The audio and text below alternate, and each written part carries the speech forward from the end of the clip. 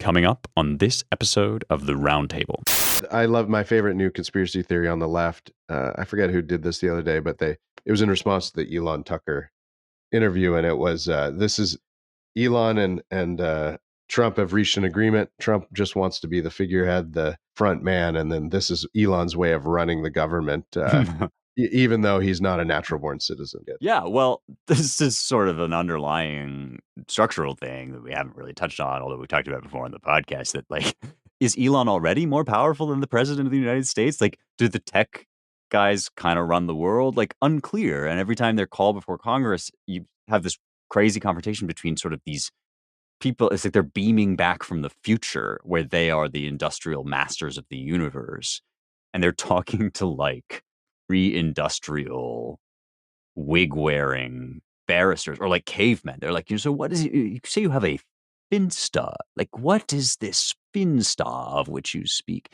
And there is a way in which titans and captains of supposed masters of the world and kings of the nations now petition the tech guys for their support and protection rather than the other way around. Although there's still a lot that the government can do to make life harder, easier for the tech guys.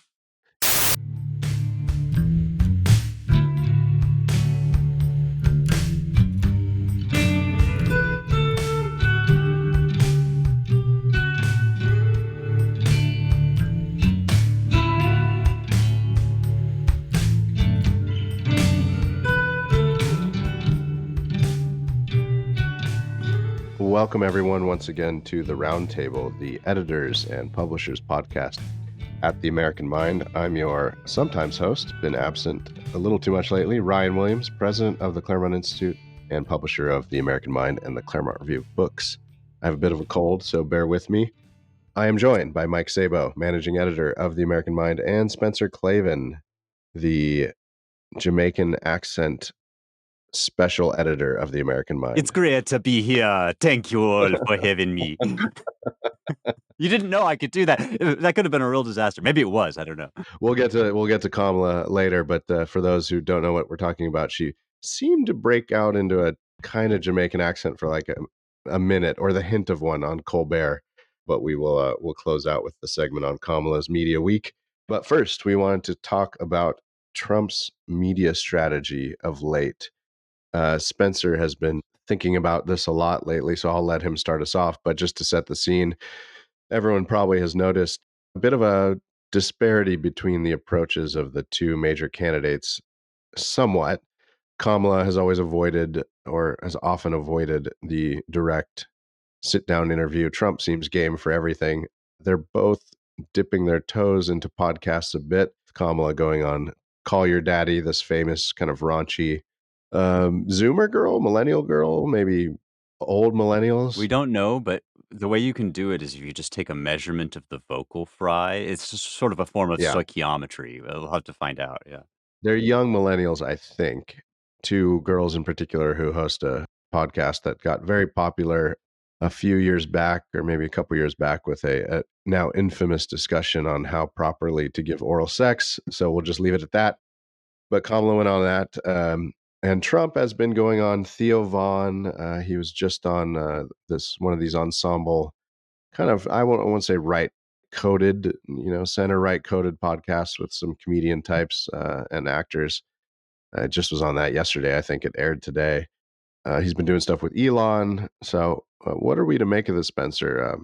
I mean, it's in a way Trump will go on almost everything. He just recently declined 60 Minutes that Kamala went on, and the aftermath of Kamala's interview probably vindicated his choice. But again, we'll get to that. But what do you think? What's the mastermind at work here behind Trump's media strategy, if there is one? Oh, boy. Well, first of all, yeah, thank you, Ryan, for indulging me in this. I've been kind of champing at the bit to do this topic on this podcast because I genuinely don't know where else to take my thoughts about it, and I need you to help me sort through them. Yeah, let me start. I'm not actually going to give you a theory of the case. I'm going to just like ask you what you think about a few key questions. Let me start by saying that I think the Kamala of it all, and the bomboclat appearance on the Gen Z sex podcast and all the other stuff, whatever's going on with whatever all that is, is a reaction, as so much of Kamala's campaign has been, to organic strengths of Trump's. Many of the things that Kamala's team is trying to astroturf are these highly, highly artificial lab-grown versions of things that Trump characteristically and definitively, sort of uniquely in the political sphere, Trump has been able to do like organically, instinctively, without thinking. So, for instance, the coconut era, when everybody was like sharing clips of Charlie XCX and Kesha was dancing to Kamala's bizarre hyena laugh and all that, like that was just a really pitiful and desperate attempt to create in a petri dish what happens to Trump all the time, which is he says insane, bananas stuff that all the commentariat of the traditional media world freak out about and think is going to destroy him. And then instead, what happens is for some reason, the kids with a Z like clip it and repurpose it and meme it and do all this stuff, as we just saw them doing with they're eating the dogs, they're eating the cats, right? Became this huge TikTok. We were all on our group chat, like sending Trump TikToks around. So that's the dynamic that I think is at play with Kamala's attempt to talk to the foul-mouthed girl bosses of the podcast world, because she's reacting to something that Trump is now doing. And really what I want to ask you about is whether you think this is a good idea.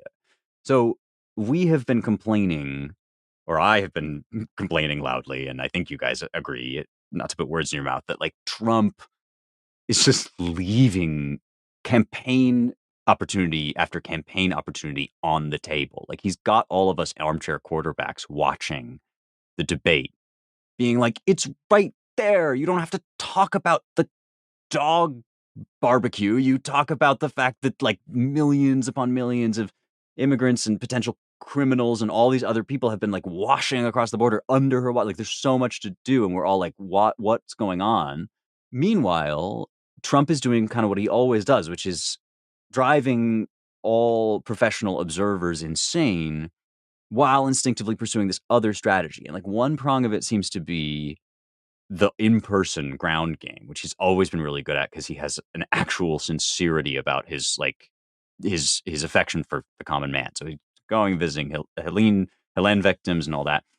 The other part of which seems to be the let's just lean into the manosphere. Like this was a major feature of Trump 2016. Organically, they all started. A lot of like online bros were sort of into Trump as a meme. It's carried through 2020 and all of that. And now he's just going on Theo Vaughn. He's talking to Elon. He's doing all this stuff where he's trying to do what we're always talking about, which is like tap into new media. And in both of these cases, but especially in the Trump case, where it seems to be such an important part of his key demographic that like he, if it's the case that he's going to lose like suburban women or whatever, like he needs the podcast bros and the Rogan listeners and whatever to actually come out and vote, like not just buoy him along with memes, but actually Pokemon Go to the polls. And so I wonder whether you guys agree with me that this is what's going on, that this is his strategy, and whether you think it will be effective in the long run. Are these people going to vote in significant numbers? Yeah, well, the youth famously don't vote that much. I think last time I looked, I think the under 25 crowd, is it? Don't quote me, but maybe even under 30 only vote 20% or so. And then the over 65 crowd votes at 70%. So we'll see how much fruit this bears. But I think actually interestingly, in our saturated media environment where nothing seems to happen without many hundreds of commentators commenting on it and flying around the internet, this is actually an interesting way to segment his audience strategies, because I really don't think, I mean, I think of my mother and father who are both in their early 70s. You know, this sort of like the fact that Trump went on Theo Vaughn would be news to them unless I pointed it out. So I think it's an opportunity for him because he has this kind of boundless energy and a busy schedule, much busier than Kamala's, as has been reported over the last couple months. He has a chance to do his best with each of these audiences, and I think it's by far the best approach to reach a younger audience. From what I hear, I think Barron Trump is a huge fan of Theo Vaughn and was pushing DJT to go on and talked him into it. I also recall, I don't know if we've talked about this yet, but Trump played golf with Bryson DeChambeau, who has a very popular, I think the most popular YouTube channel of any of these PGA players. This is a new phenomenon of just very recent vintage for the PGA kind of merging with the online golf influencer videos, including a lot of PGA professionals making quite a bit of money off of their large followings on YouTube. We should say, Ryan, golf influencers such as yourself. I mean, right? You are a well-known golf poster. Well, I occasionally will post a golf post, but I'm certainly not out there with my phone filming myself with wedge tips or anything like that. So yeah, I think it seems to me to be a well, look, with Trump, I don't know. He has good instincts and always has, especially for media and marketing. I don't know how much of this is a product of a specific strategy in his mind, other than these are audiences that I can reach, a portion of which will like me, and these are formats in which I thrive. Yucking it up with the guys, playing golf, reaching out to the Utes. So I think despite the 360-degree coverage in all of our media environment, it actually is a way for him to speak to a specific audience without it bleeding over much into maybe his core voting audience. So that seems to me like it's a good recipe for expanding as much as he can his reach amongst the young. I'll just, as another data point, I forget who reported it, but I think Gen Z or certain segments of it are trending conservative, in the sense that religious identification, especially amongst Gen Z men, is up. A lot of these Catholics, and some of my best friends are Catholic, so I'm not disparaging at all, but a lot of the Catholics are very hopeful for the next generation in the seminaries, and the leadership bubbling up into the Roman Catholic Church, that they're on the cusp, or maybe within 5 or 10 years, of a very conservative takeover of the institution, just because of the personnel and the kinds of seminaries they're gravitating towards, et cetera. So we'll see what fruit it bears, as I already said. But it seems to me like not a crazy strategy at all. In fact, probably even a pretty savvy one. No, I think that strategy makes a whole lot of sense. And I'll just continue on what Ryan was talking about with kind of Gen Z men trending more conservative. I mean, you're basically seeing this kind of gender gap, what's happening, and much, much more advanced in, say, a country like South Korea. And you're seeing that starting here too, and especially when you get into different Christian denominations, like you mentioned, Roman Catholics. I mean, that is a big trend. You get into certain Protestant groups, Reformed Protestants, Presbyterians, even some Anglicans, obviously, like in the ACNA and some of those denominations. Of course, not quite in the Episcopal Church. Would you describe quickly what the ACNA is for our listeners that don't know? Sure. Yeah. So that's just the breakaway. Basically, they used to be part of the Episcopal Church. I think it was about like 2007, 2008. They broke away. So it's the Anglican Church in North America. And they're essentially under what's called primates or bishops in Africa. So that's essentially where they get their apostolic authority from, essentially, is from that instead. So they broke away 2008. The Reformed Episcopal Church was actually another one that joined in. And they're so conservative. I think they broke away in like 1860s, 1870s. I can't remember the date off the top of my head, but they saw this obviously from a long ways away. But anyway, so from those denominations, I think you're seeing an urge to go back to the basics, to go back to the traditions, to mind some of those things, especially among people. And certainly in group chats with and others, I am seeing that same exact thing. So you have a real kind of renaissance there. And I think Trump, just like he did in 2016, certainly with pro-life evangelicals, he sees a big market that no one is serving. And so he's going to try to do that the best way he can. Now, of course, another element with Trump is just kind of the chaos, the bravado, the self-promotion, all that. So all that kind of gets put in there. But I think that that's what kind of the guiding purpose is. And it's interesting, actually, so far. Trump's been on, like you said, Theo Vaughn and some other big time podcasts and some of the circles. It's interesting that Joe Rogan hasn't had him on yet. That's kind of the elephant in the room, right? Like that's very, very strange to me that he's had Jordan Peterson on for the 20th time, but yet has not had Donald Trump on. So that you just kind of wonder if there's something more to that and kind of what's going on there. But I think this is certainly a calculated move, by Trump. I don't know whether it's by his campaign managers or not. Honestly, this does not seem like a campaign consultant kind of move. It seems like pure Trump, which is great. I mean, let Trump be Trump. Mm. And this is what you get, which is, I think there can be a lot of good things into it, certainly with some bad, but, he takes some risks. And I think this is one of them. And I think, again, he just sees new constituencies out there that need to be served. And he's trying to do that. Mm. So you guys, what I'm hearing from you is we're getting based MAGA Mannerbund before we get Grand Theft Auto 6, basically. It's like that is exactly right. Message. You may get a Biden-Trump rematch in 2028 before you get Grand Theft Auto 6. We'll see. Listen, I'll be happy. I'll be fine if it never comes. I'm not actually. Everybody seems to be waiting for it except me. But this is really so. I have a number of questions. The Rogan thing is really interesting, Mike. And I even like as I was talking earlier, and I was mentioning all these different podcasters. When I said Rogan, I was like, oh, he hasn't been on Rogan. Like it hadn't even occurred to me. But you're right. And then the other thing is when Ryan, when you say that people aren't covering it, like people really aren't covering it. Like we are having a conversation right now that doesn't really seem to be being had, like even among Trump's supporters or his big detractors. I've heard a few lefty podcasts kind of be like, he's ginning up a young white man or whatever. But like ultimately, we've been, especially in the church, Mike, what you're discussing, this has been a trend for a while. And it seems like it has felt kind of not stalled exactly, but like it's been incubating for such a long time that one starts to wonder whether it will ever bear fruit, like whether you'll actually see a cultural revolution or whether this will remain a subculture.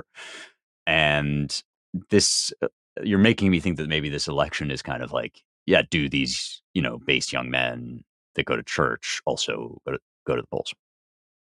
Yeah, I have a theory about the Rogan thing, which is that, Joe is sort of, I don't know if he's retracted, but I think he said he was voting for Kamala. Maybe he said he wasn't voting for Trump, or maybe he said he was voting libertarian. I don't know. But he seems a little allergic, I think, to full Trump hugging. Not that he'd have to hug him, he could just have him on. But I suspect Rogan is worried about alienating a decent part of his listenership and undermining his bottom line. Mm. But I think he comes by it honestly in the sense that Rogan is sort of politically homeless in many ways, and maybe MAGA's just a bridge too far, and he's afraid that even having Trump on and yucking it up with him will create the impression that he's gone over to the dark side.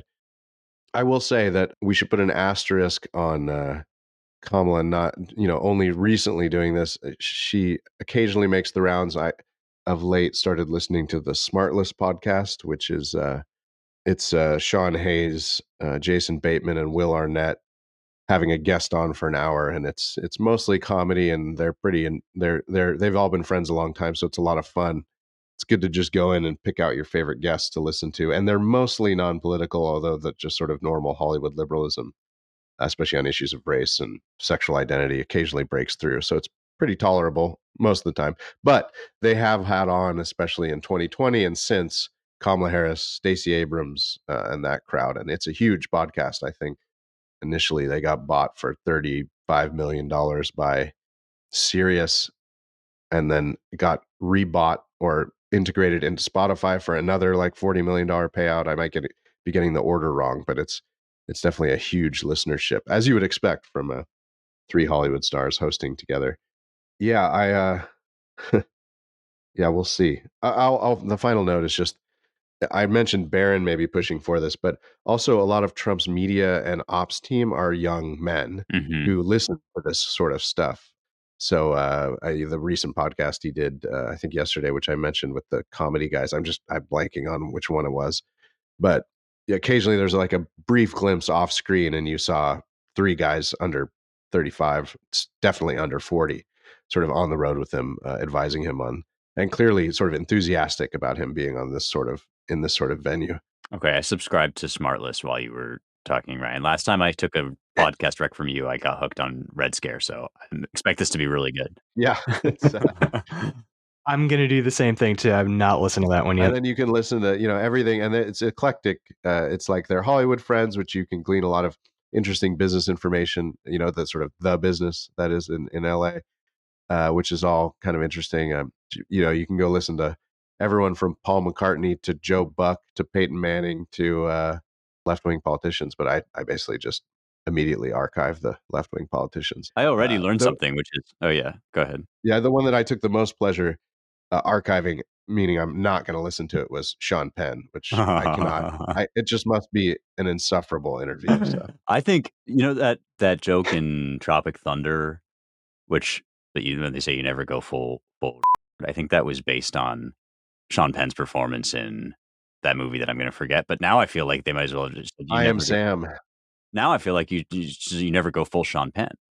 Yeah, no, that's definitely what that was based on. Yeah. Although we have to give a shout out to one of the great actors of the last few decades, and one person that did pull it off was a young Leonardo DiCaprio in Fried Green Tomatoes. Have not seen that. Me neither. I need to see that one too. All right, I'm dating myself now. It was all the rage in the 90s. I just finished reading the novel The Talented Mr. Ripley, because I've now seen like 5 different adaptations of it. It's really good. Hard endorse for the novel, like 300 pages long.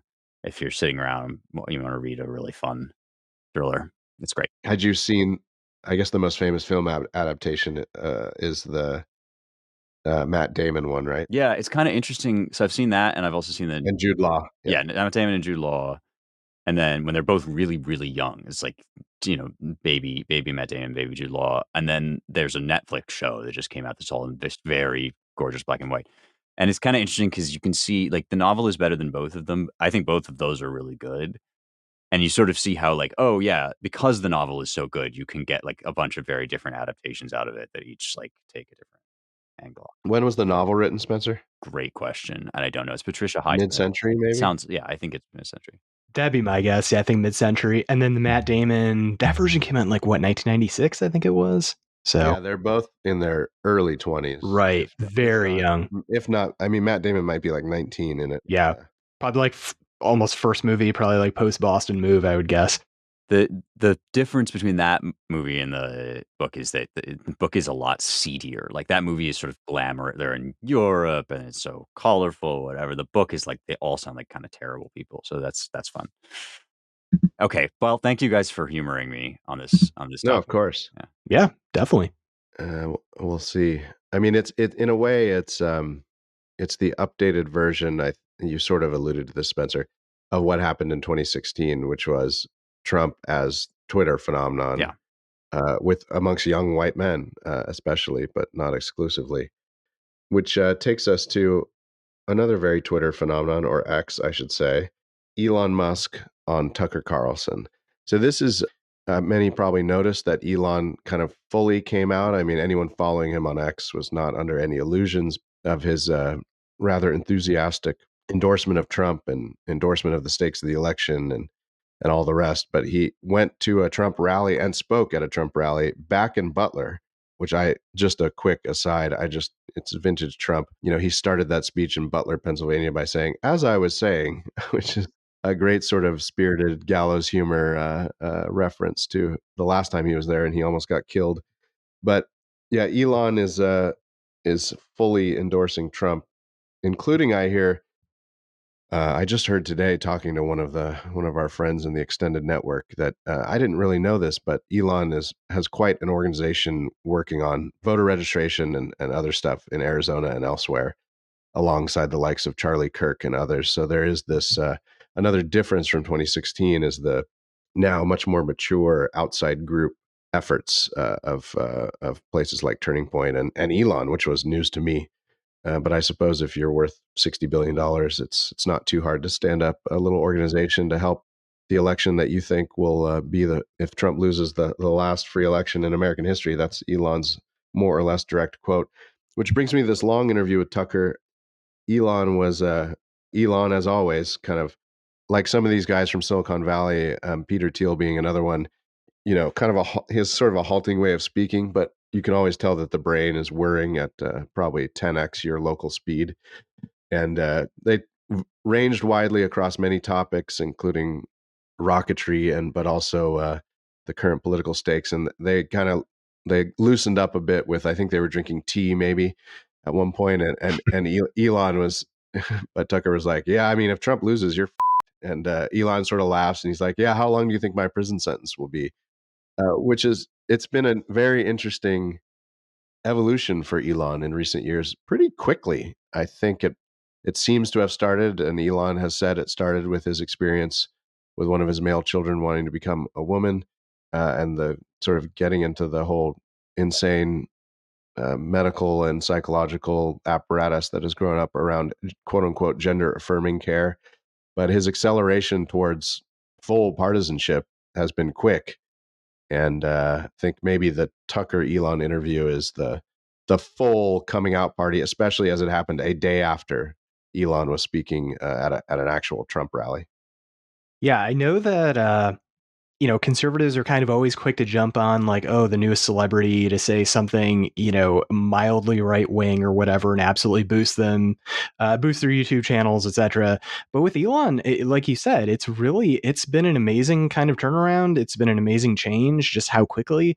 And I think he's a guy. I mean, he's clearly one of the most important people in America. Having him with Trump, like you said, speaking at the rally, I think he spoke for about 6-7 minutes, mostly about censorship, free speech, the First Amendment. A lot of the same themes JD Vance has been talking about a lot recently. But that's monumental. That's massively important. Compare that, the head of X, Twitter, to what Twitter was doing in 2016, doing everything they could to stop Trump. But it was shadows underneath. It was behind the curtain. Then the same thing in 2022, Hunter Biden laptop story. I'm sure with Russiagate, they were doing all sorts of things behind the scenes. And, Musk comes out and he is obviously pro-Trump. He's going to be voting for Trump. He wants everybody else to do that too as well. He's had strong language on what would happen to the country if Trump doesn't win. But I think this is just kind of one of those massive realigning moments that shows how important it is that Musk is speaking. And then you see all these other guys, seeing these big venture capitalists coming out and supporting Trump too. And they absolutely did not do that in 2020, and they were probably voting for Hillary in 2016. So it's just more evidence of just this massive realignment that's still occurring. Yeah, and it almost doesn't matter if, like, 10 years from now, it turns out he's gone full cat lady or turned into a Nazi or believes in, like, alien pedophiles or whatever, because however long he is sort of a right-coded ally, those are years when potentially the most powerful man in the world is wielding his massive wealth and influence for the good guys. And yeah, Mike, we've gotten so burned. Conservatives get burned and they fall all over themselves for celebrities. And I should say that like are always so starved for any attention from media types that I'm thinking of Kanye here, especially, right? We're all so excited about Kanye. And then then he turned out to be Kanye West, like a bipolar, like crazy person. Yeah, I mean, no one could have seen that Yeah, coming. who would have thought that, like, Never, ever. the husband of the sort of like almost porn star was not entirely Right. mentally And sound. I just saw, I think he's getting divorced from his current wife now, post Kim Kardashian. So yeah, life is going well. We won't have to endure her basically naked appearances in public anymore, hopefully. Oh, don't get your hopes up, Brian. Don't get ahead of yourself. She don't need no man to thrust her basically naked appearances into public. But maybe, yeah, there'll be less spotlight on her because no Kanye. At least in my spheres, I see a lot less Kim K now that Kanye and she are separated. But yeah, Mhm. so like that's the nightmare scenario, right? Is that you sort of pile on behind this freakazoid, and then he turns out to be a freakazoid, which most artists, right, are deeply unstable people. And of course, that, like, we would know that if we had more contact with artists, but we don't because they all hate us. And so we're sort of like not used to, like, on the left, when some other celebrity comes along, it's like, great, just toss him on the pile, and then some scandal will happen, but we'll have 5 other celebrities that support us. With us, it's different. So there is this thing with Elon, but I have to say, he does seem like all high charging, high powered, very stable geniuses. Like, he seems quirky. He seems like an oddity. He definitely seems on the spectrum. Ryan, as you say, he's got that thing where like, the horsepower, the gears are just like grinding and grinding and grinding. You feel a little bit like you're talking to a cyborg or listening to a cyborg.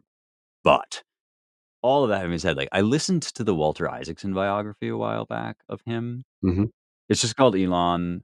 It's very Walter Isaacson. If you've read one of his biographies, you've read them all, but they have like useful information and some access in them. And it did make me feel like this is pretty consistent with his general attitude. Like tech bros tend to be kind of libertarian. He's got this somewhat troublesome in some ways, like salvationist idea about the future of humanity.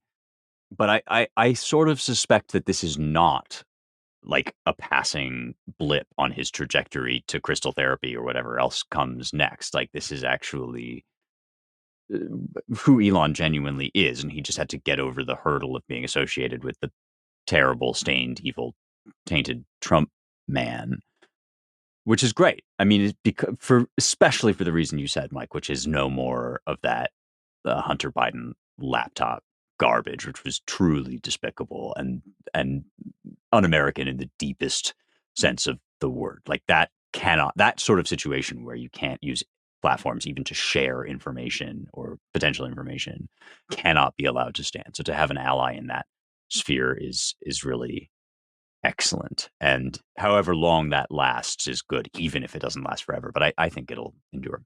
I just want to flag our friend Charles Haywood's tweet about this. This is him yesterday, quoting himself from a piece he wrote for his website, The Worthy House. He writes, "Me 6 months ago, I'm going to dine out for decades on my predictions when they come true." And his prediction was 6 months ago. My positive opinions about Elon Musk, I think he was reviewing Elon actually, are not popular on the right. Many say he is untrustworthy, not our friend, controlled opposition.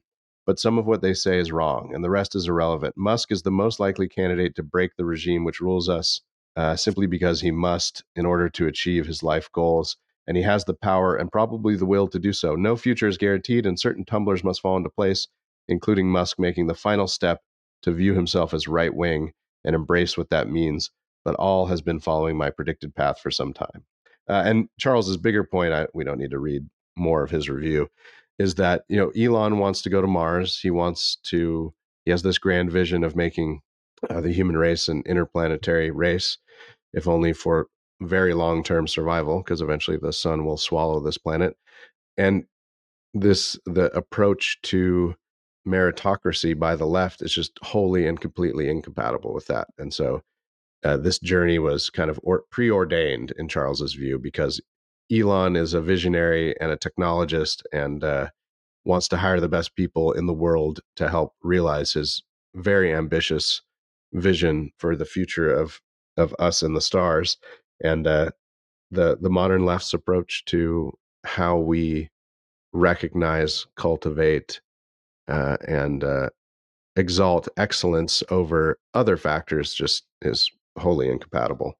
In scrolling through Steve Hayward's Twitter feed to try and find the tweet you're talking about, Ryan, I came across his retweet of our friend Peachy Keenan. It says, in Trump's Project 2025, every cat lady in America gets an Elon baby, accompanied by an AI depiction of Elon and Taylor Swift with cats and children. Yeah, well, this is why many on the right are skeptical, especially our more not that we're not traditionalists here in our various ways, but the more traditionalist religious friends who are very skeptical of Elon because of his let's say, unorthodox approach to childbearing, rearing, and dating, to say the least. Many different children with many different women, just for starters. He treats it like Genghis Khan. His philosophy of dating is basically, what if I were a nomad warlord on the steppes? And Yeah. I mean, even Wilt Chamberlain is like shaking his head. Yeah, it is. I mean, it's just who would have predicted any of this 3 years ago, let alone in 2016? It's been a wild ride so far.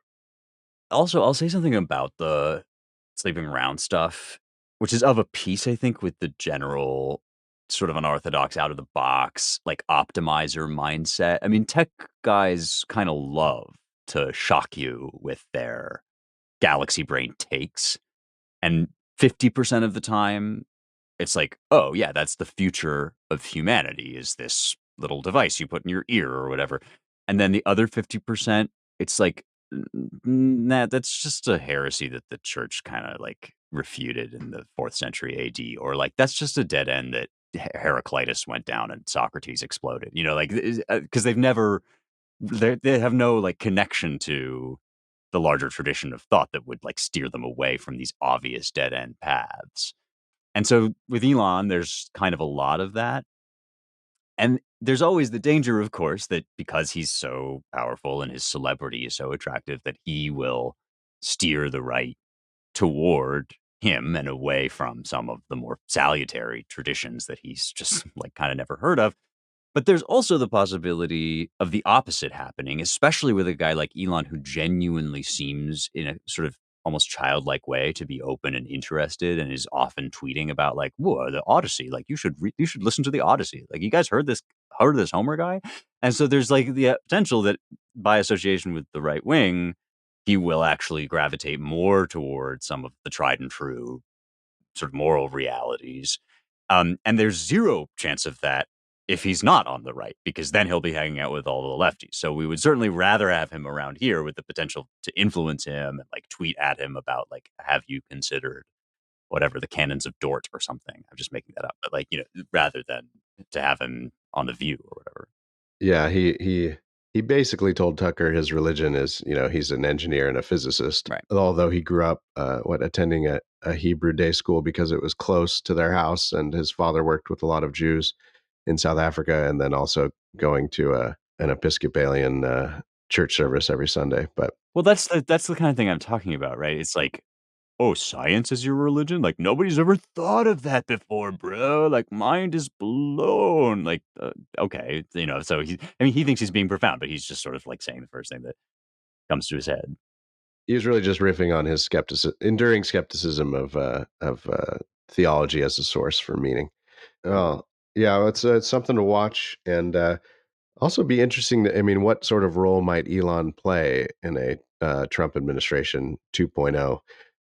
We will see. I think he's certainly a man with resources, not only his wealth, but the kind of thousands of people in his orbit and his various organizations that I think are mostly unknown. I mentioned the voter operation.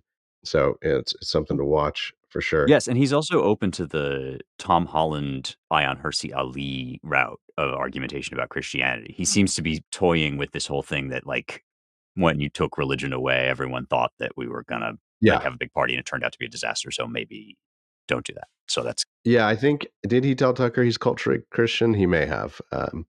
It's well, but he's in weird company there because Richard Dawkins is now saying that too. Yeah, right. He's just going like the new atheist route and just saying, "Oh yeah, take Christianity away." The world doesn't seem so great anymore, so maybe there was actually something to that. the new atheist route is the Tim Walz approach to the debate too. It's like, I mostly agree with, like, everything that is the opposite of what I've been saying for my entire career. That's the biggest pwn of the 21st century so far. I love it. Yeah, yeah. Thanks, Dawkins. You're now culturally Christian after you've devoted your entire professional and literary career to undermining Christianity. Thanks. Too little, too late. It's true. I love my favorite new conspiracy theory on the left. I forget who did this the other day, but it was in response to the Elon Tucker interview, and it was this is Elon and Trump have reached an agreement. Trump just wants to be the figurehead, the front man, and then this is Elon's way of running the government, even though he's not a natural born citizen yet. Yeah, well, this is sort of an underlying structural thing that we haven't really touched on, although we talked about before on the podcast that, like, is Elon already more powerful than the president of the United States? Like, do the tech guys kind of run the world? Like, unclear. And every time they're called before Congress, you have this crazy confrontation between sort of these people. It's like they're beaming back from the future where they are the industrial masters of the universe.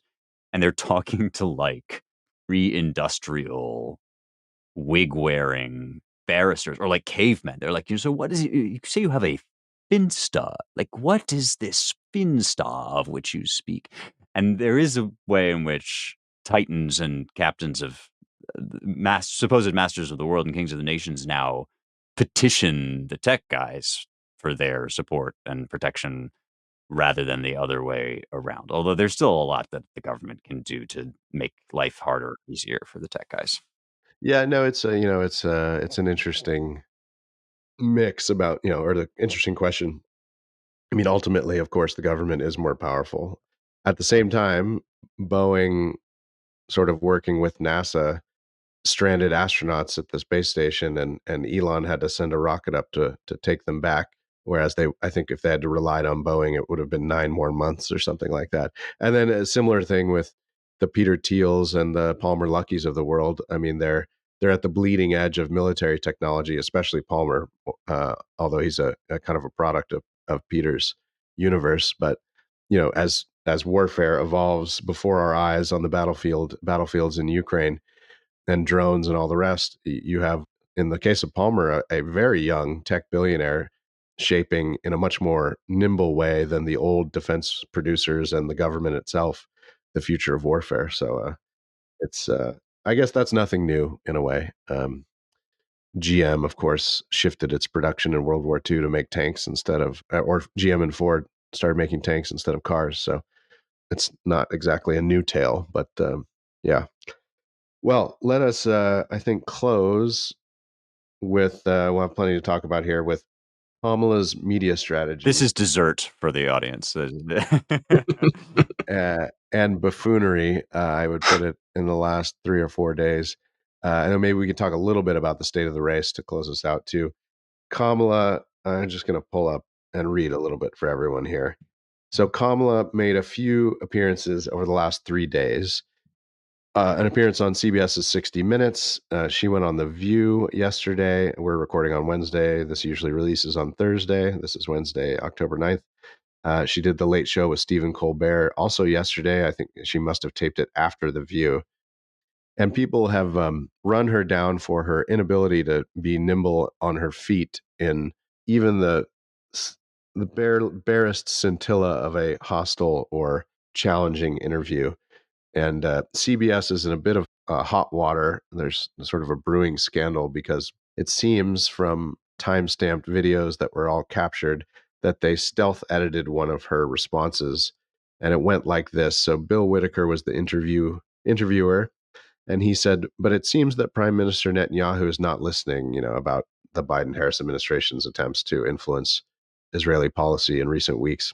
Kamala's original answer, or well, we'll get to that, we think, original answer was, "Well, Bill, the work that we have done has resulted in a number of movements in that region by Israel that were very much prompted by or a result of many things, including our advocacy for what needs to happen in the region." So a typical kind of circular word salad from Kamala.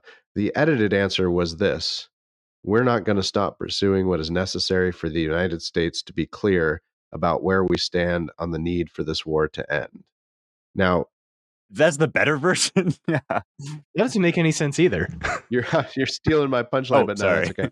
No, it's all right. No, first of all, we should note that that second quote is not contained in the first. So the question arises, Bill Ackman and others have pointed out, where is this quote from? Did they give her a second chance at that answer because the first one was so vapid? It's a deep fake. It's not even Is it real. pulled? Yeah, is it pulled from from the cutting floor somewhere else in the interview? I mean, it looks like they wanted to make her look better. But yeah, then I will add that let's read that one more time, the edited one. "We're not going to stop pursuing what is necessary for the United States to be clear about where we stand on the need for this war to end." I mean, goodness gracious, editors across the country who listen to this podcast have just driven off the road.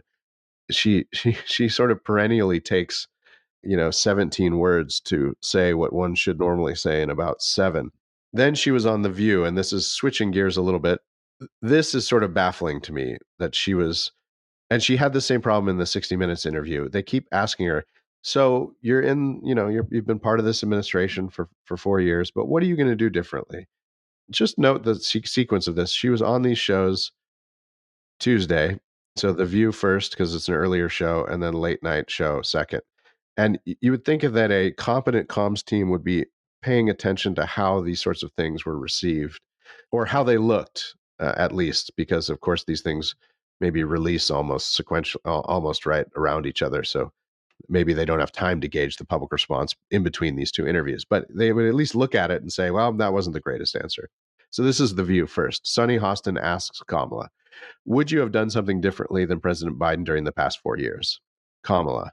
And I try to capture Kamala's sort of uhs and stutters because it shows her struggling. There's not a thing that comes to mind in terms of, and I've been part of most of the decisions that have had impact. Okay, so kind of, I mean, conveying not much of anything, and then also putting no distance really between her and Biden. So, and the leitmotif of this, if you're the change agent, the question, especially on the right, has been, well, okay, well, what are you changing and why? You've been at this for a while. So how are you going to separate yourself? Then Late Show with Stephen Colbert. Polling shows that a lot of people, especially independent voters, really want this to be a change election. And they tend to break for you in terms of thinking about change. That was actually a Kamalism from Colbert. You are a member of the present administration. Under a Harris administration, what would the major changes be and what would stay the same? This is Kamala. Sure. Well, I mean, I'm obviously not Joe Biden. And then Colbert says, I know, and the audience laughs. And so that would be one change in terms of, and she sort of half cackles as the audience laughs. She trails off. But also, I think it's important to say, with, 28 days to go, I'm not Donald Trump. And she delivered that with one of these self-important and serious eyebrow raises to Colbert, as if she'd said something, very important. The audience hoops and hollers. They love it. And Kamala goes on. And so when we think about the significance of what this next generation of leadership looks like, were I to be elected president, it is about, frankly, I love the American people, and I believe in our country. I love that it is our character and nature to be an ambitious people.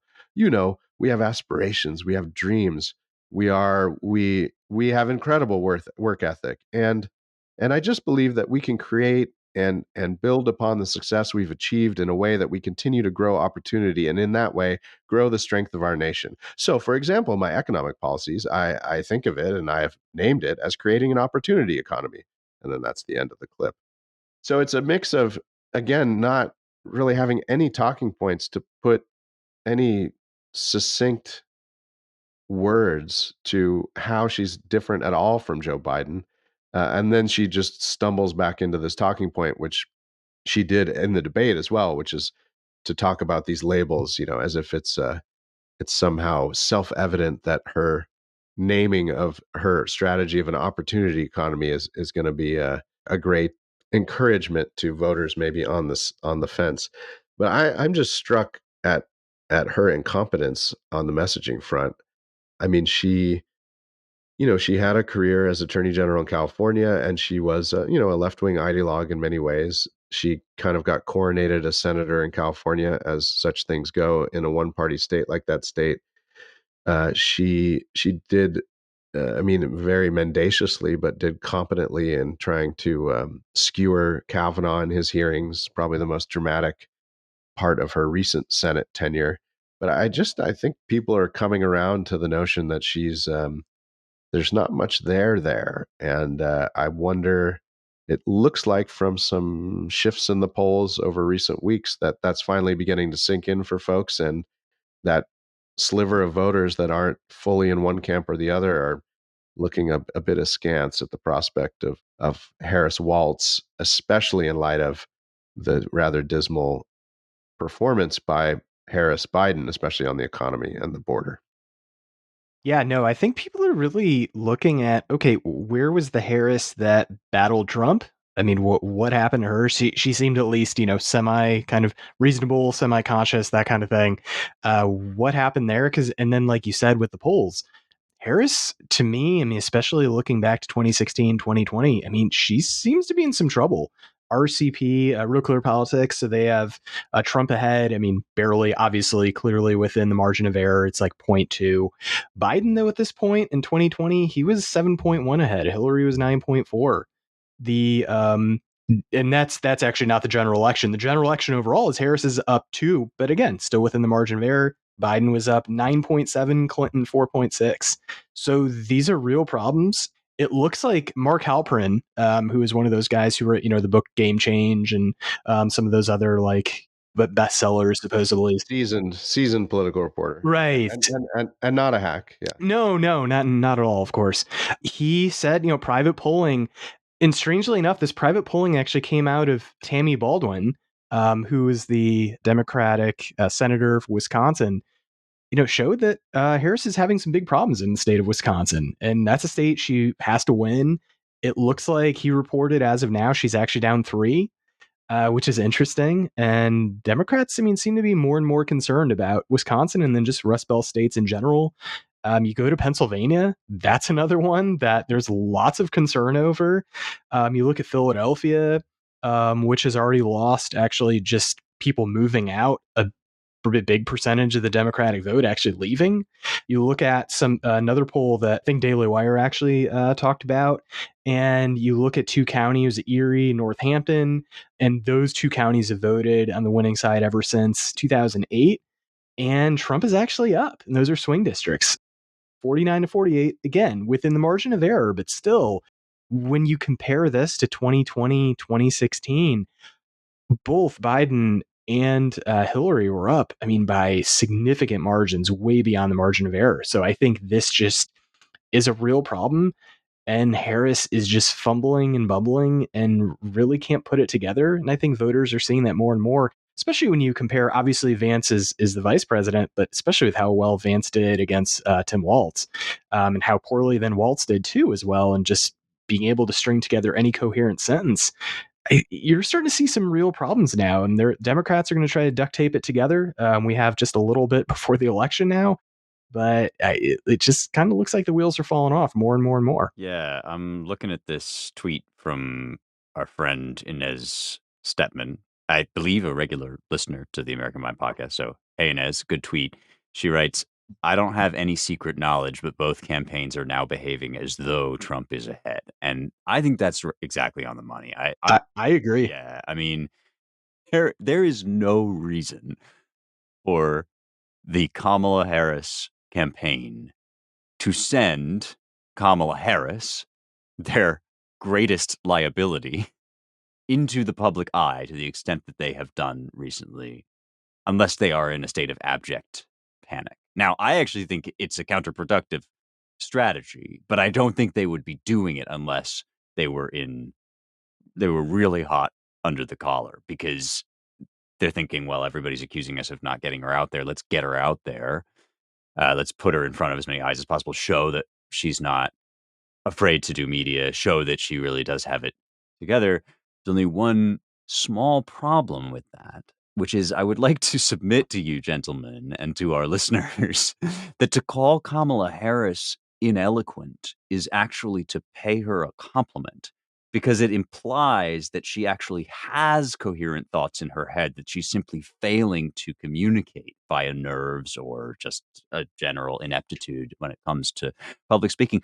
I actually don't think that's her problem. I think she expresses herself perfectly. I think the words that come out of her mouth are the thoughts that are going through her head, which is much, much worse. That is a disaster. If the things that Ryan was just reading really are what she's got, and I think they are, this is just not a smart person. This is an actually suboptimal intelligence individual who doesn't have a grasp of the issues, has no ideas about what to do about them, and doesn't even have the cunning or rhetorical acumen to maneuver her way out of some of the more uncomfortable questions, such as, what have you been doing for the last 3.75 years? So I really suspect, it's one thing to read the transcript of a podcast, as Brian just did very eloquently,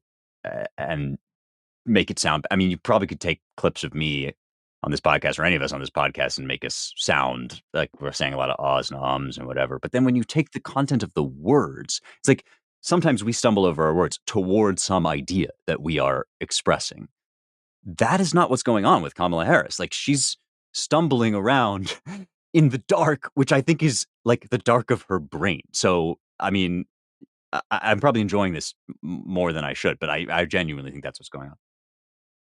Yeah, I just find it baffling because what Mike said about, she prepared well for that debate and had a very few word salady moments. I mean, it looked like she prepped pretty well and had a strategy and executed it. And so I just don't understand how she's caught so flat-footed. I mean, maybe the interview format really is her kryptonite, as Mike mentioned. Mark Halperin, he does these morning calls on weekdays, and this is, I think, for subscribers. But we have this clip from it for his sort of daily newsletter, and what he said. And again, he's no Trump fan at all, but he said, "Look, all you Kamala fans out there listening," and he's like on a big Zoom call. I hate to break it to you, but I mean, she's in trouble, and when the best interviews in this sort of format are that it wasn't a disaster. I mean, like that's just you have a problem, and and there's been, I also will mention too. I'm sure many of our listeners noticed it, but the one news day, maybe one and a half at the most yesterday, sort of split screen comparison of her calling out DeSantis for not taking her calls and for politicizing the hurricane, and then DeSantis going on Fox and saying she has nothing to do with any of this. She doesn't call me. I don't talk to Kamala about this. We're head down. We're doing work here, and basically screw her.